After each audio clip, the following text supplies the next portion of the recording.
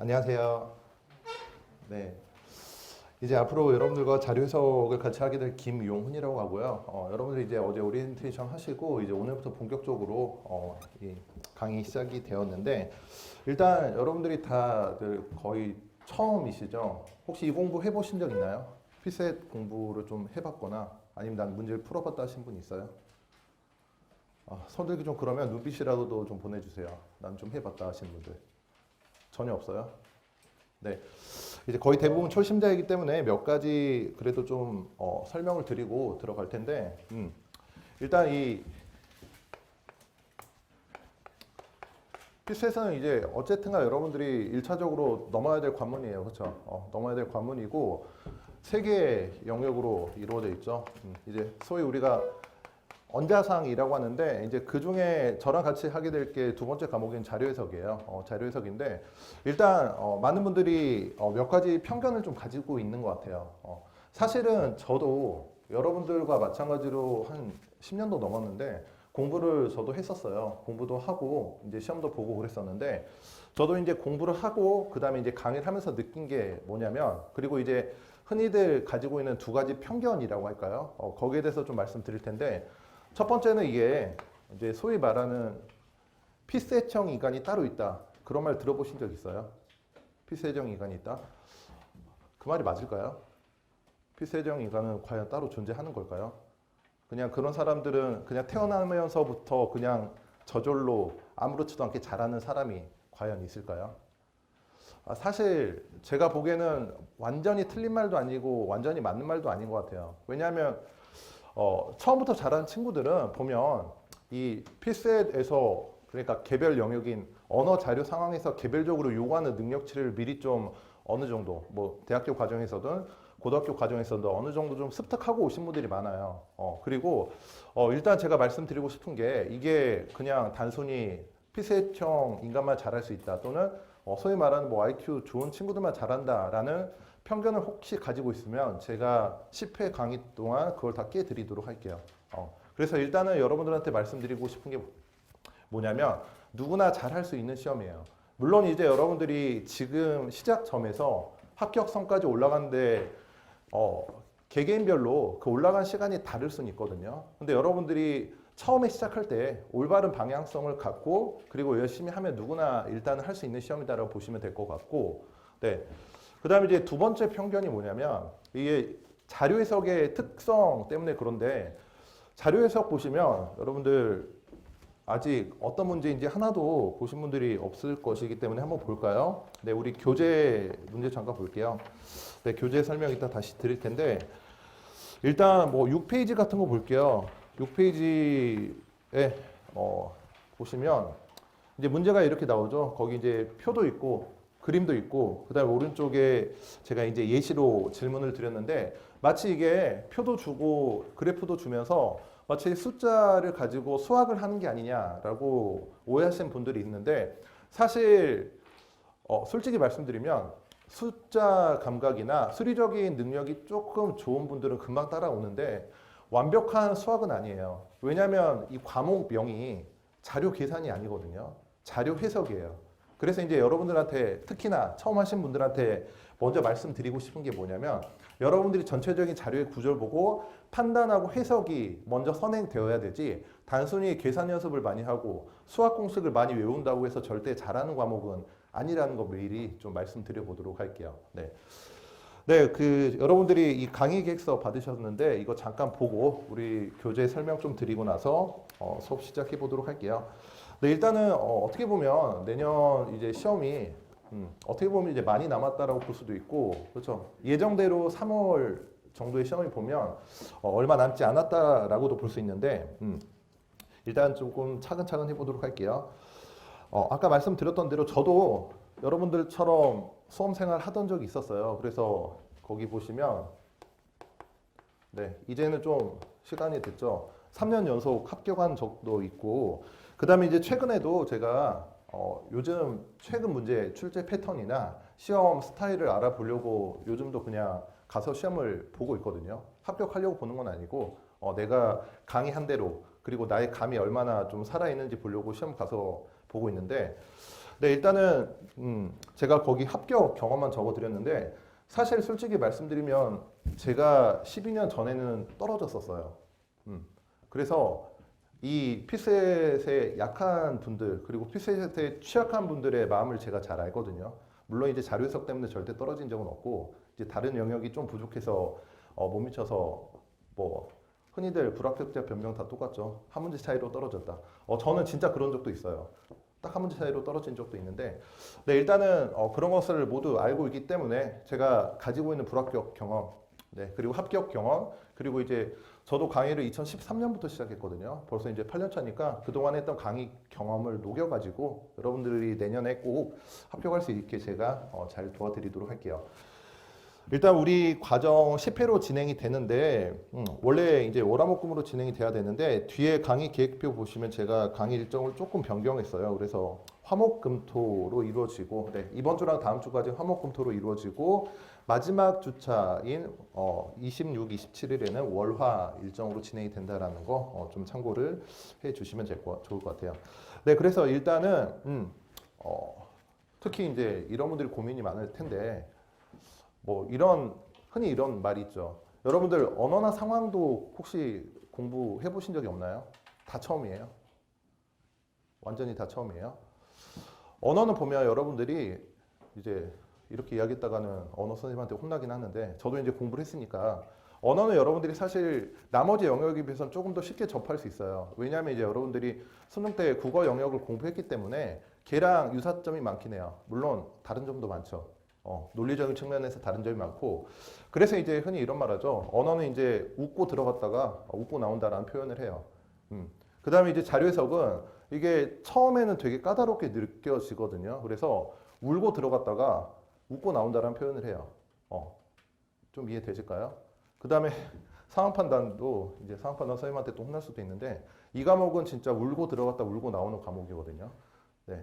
아마 이제 여러분들이 지금은 처음이라 아무것도 모르겠지만 공부하다 보면 그때 그 말이 그 이야기였구나라고 아실 거예요. 그래서 저도 이제 공부해봤으니까 말씀드리지만 상황 판단 영역을 잘하면 당연히 좋아요. 근데 현실적으로 세 과목 다 잘하기는 정말 힘들거든요. 정말 여러분들이 뭔가 노력을 많이 하고 시간을 많이 들이지 않는 이상. 그래서 저는 보통 처음 하신 분들한테 그렇게 말씀드려요. 상황 판단보다는 일단은 언어나 자료 둘 중에 내가 좀 자신 있고 잘할 수 있는 과목을 전략 과목으로 일단 하나 선택해서 잡으라고 말씀드리거든요. 그럼 이제 대부분 언어 영역을 많이 선택하죠. 처음에 접하기 어색하지 않으니까. 근데 제가 자신 있게 말씀드리고 싶은 게 뭐냐면 여러분들이 이제 나중에 어느 정도 수준에 올라갔을 때 똑같은 시간을 투자했을 때 효율적으로 성적을 올릴 수 있는 영역은 얘예요. 그러니까 흔히들 그런 이야기들 하거든요. 언어나 상황 같은 경우는 여러분들이 공부를 열심히 하고 이제 여러분들도 아마 아시겠지만 60점에서 70점 올리긴 되게 쉽거든요. 근데 70점에서 80점은 그거보다 좀 더 힘들고 80점에서 90점 올리기는 대단히 노력이 많이 필요해요. 불가능한 건 아니지만. 근데 그 소위 말하는 임계점이 언어 논리나 상황 판단은 좀 빨리 오는 편이에요. 물론 이제 그것도 개개인별로 다르긴 하죠. 근데 제가 이제 이 과목을 강의해서가 아니고 저도 다 해봤잖아요. 근데 자료 해석 같은 경우는 여러분들이 시간을 투자하고 제대로 공부하면 네, 꽤 고득점도 가능한 영역이라고 말씀드릴 수가 있어요. 실제로도 그렇고 여러분들 주변에 합격한 선배다 또는 이제 같이 공부한 동기들한테 한번 물어보세요. 다들 그렇게 이야기하니까. 그래서 여러분들이 일단은 마치 2차 과목에서도 경제학을 조금 여러분들이 잘 잡아둬야 되듯이 1차에서도 일단은 자료 해석을 여러분들이 조금 기준을 잘 잡아둬야 되거든요. 그래서 처음 시작하는 만큼 좀 열심히 해 두시라고 말씀드리고 싶어요. 네. 네, 우리 교재 보시면 이제 기초 부분에 대해서 제가 가지고 온 책인데 일단 오늘 처음이잖아요. 처음이고 너무 여러분들한테 초반부터 막 머리 아프게 할 생각은 별로 없어요. 그래서 여러분들이 일단 조금 수월하게 느껴지도록 조금 같이 보도록 할게요. 일단 여러분들이 5급 공채 국립외교원 준비하시는 분들이 이제 대다수일 테니까 한 영역당 여러분들이 풀어야 될 문제는 40문제인 거 아세요?